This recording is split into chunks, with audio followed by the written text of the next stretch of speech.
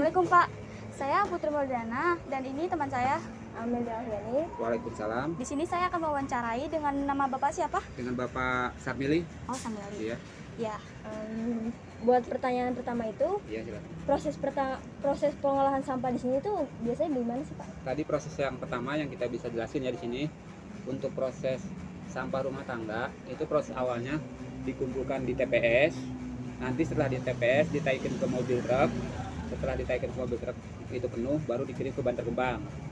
Nah, itu proses sampah itu sebenarnya belum semuanya selesai. Untuk yang sampah rumah tangga, contohnya bisa dipilah. Contoh misalnya sampah anorganik dan anorganik. Nah, anorganik itu ada bagi dua.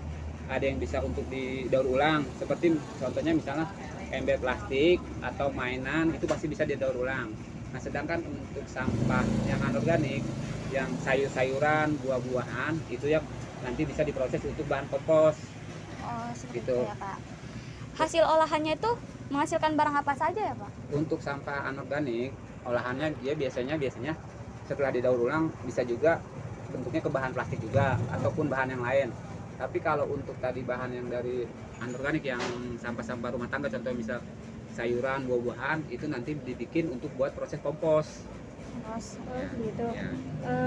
Setelah sampah diolah, bisa langsung digunakan atau masih jadi barang mentah? Untuk yang setelah yang diolah itu harus bisa sebenarnya sih bisa langsung bisa jadi, tapi biasa diolah lagi setelah barang mentah itu sebenarnya gitu. oh. Iya. Sistem kerja di sini tuh bagaimana ya Pak?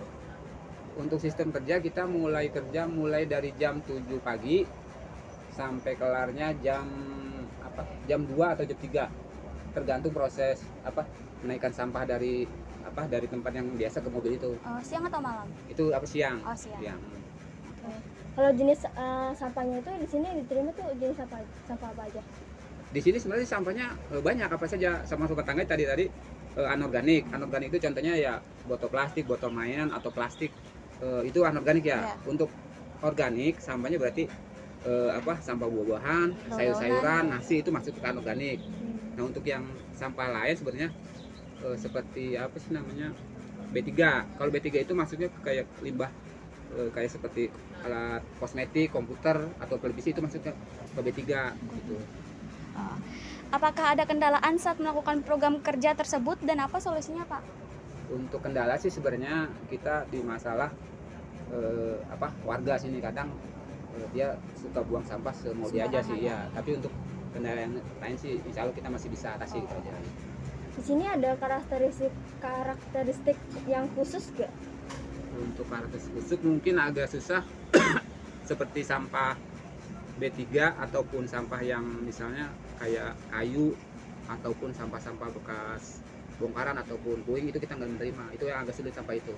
Itu kan sampahnya khusus karena nanti di pengolahan di sana juga nggak bisa. Kalau kayak puing tuh sampah kayu itu Susah agak ya, Pak? Iya, agak susah. Oke Pak.